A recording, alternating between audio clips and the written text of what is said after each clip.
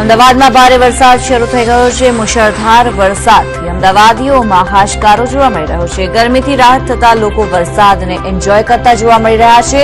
ઘાટલોડિયા SG highway સેટેલાઇટમાં ધોધમાર વરસાદ નોંધાયો છે, તો પ્રહલાદનગર, ચાંદલોડિયા, સરખેજ વિસ્તારમાં પણ વરસાદ મન મૂકીને વરસી રહ્યો છે।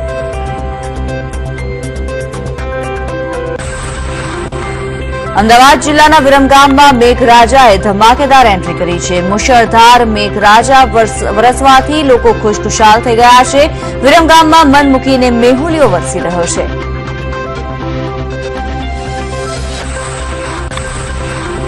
તો મહેસાણામાં ધમાકેદાર વરસાદ થતા રસ્તા ઉપર પણ પાણીનું રાજ જોવા મળ્યું। ભારે વરસાદના પગલે શહેરના માર્ગો પર ઢીચણસમાં પાણી ભરાઈ ગયા, જેની વાહન ચાલકોએ ભારે મુશ્કેલીનો સામનો કરવો પડ્યો।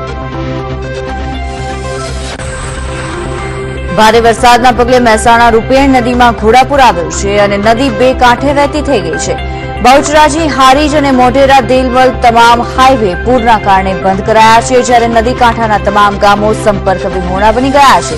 બહુચરાજી હારીજ હાઈવે બંધ થતા વાહન વ્યવહાર ઠપ થઈ ગયો છે। પાટણ સિદ્ધપુરમાં ધોધમાર વરસાદ ખાબક્યો છે। ભારે વરસાદના પગલે ખેતરોમાં પાણી ભરાઈ ગયા છે, રસ્તાઓ પણ પાણી થઈ ગયા છે। ખેતરોમાં પાણી ભરાઈ જવાથી ખેડૂતોને નુકસાન થાય તેવી શક્યતા જણાઈ રહી છે।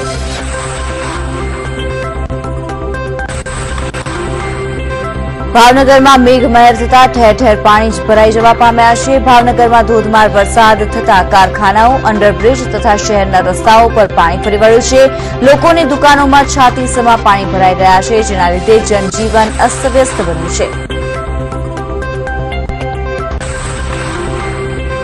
જીએસટી મુદ્દે આજે ટેક્સટાઇલ માર્કેટ બંધ મામલો જે હતો તેમાં વેપારીઓમાં બે ફાંટા પડ્યા છે।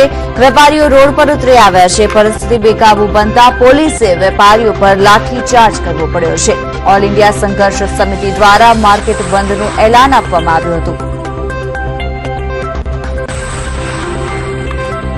અરવલ્લીમાં 6 તાલુકાના માર્કેટ 2 દિવસ સુધી બંધ રહ્યા અને હજુ મંગળવાર સુધી માર્કેટ યાર્ડ બંધ રહેશે। મોડાસા સહિતના જિલ્લાઓમાં સબ માર્કેટ યાર્ડ પણ બંધ રહ્યા। બીજી તરફ સાબરકાંઠા માર્કેટ યાર્ડ પણ બંધ રહ્યું। હિંમતનગર સહિતના તમામ માર્કેટ યાર્ડ બંધ રહ્યા હતા।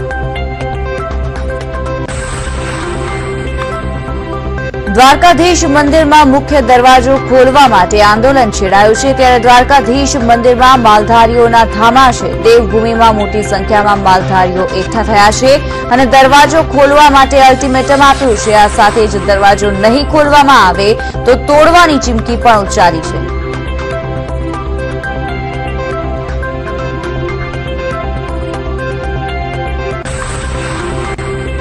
અમદાવાદમાં કોંગ્રેસ કાર્યાલય ખાતે મહિલા મોરચાની બેઠક યોજાઈ। મુझ में है इंदिराના નેજા હેઠળ એક બેઠક યોજવામાં આવી। બેઠકમાં શંકરસિંહ વાઘેલા ઉપરાંત ગુજરાત કોંગ્રેસ પ્રમુખ ભરતસિંહ સોલંકી, પ્રભારી અશોક ગેહલોત પણ હાજર રહ્યા હતા। વિધાનસભાની ચૂંટણીમાં મહિલાઓને મેદાનમાં ઉતારવામાં આવશે। 33% સીટો પર મહિલા ઉમેદવારની માંગ કરવામાં આવી છે।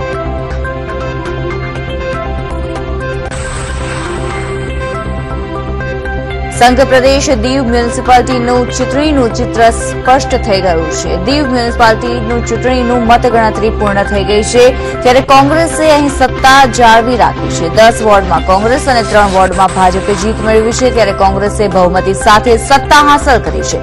કોંગ્રેસનો ભવ્ય વિજય થતા અહીં વિજયોત્સવ મનાવવામાં આવી રહ્યો છે।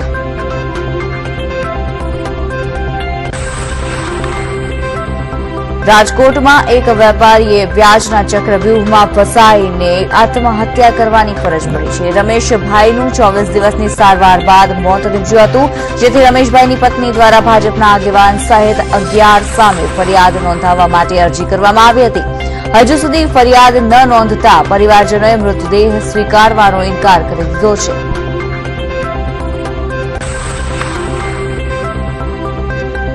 જૂનાગઢના બાદલપુર ગામ ખાતે આવેલા કેન્દ્ર આરોગ્યની હાલત અતિશય જર્જરિત છે। આરોગ્ય કેન્દ્રની છત પરથી સતત પાણી ટપકતું રહે છે, જેને લીધે દવાઓ પણ પલળી જાય છે। અહીં અંદર આવવું જ મુશ્કેલી પડ્યું છે। આ ઉપરાંત રૂમમાં પણ પાણી ફરી વળ્યું છે, જેના કારણે દર્દીઓના ભારે હાલાકીનો સામનો કરવો પડ્યો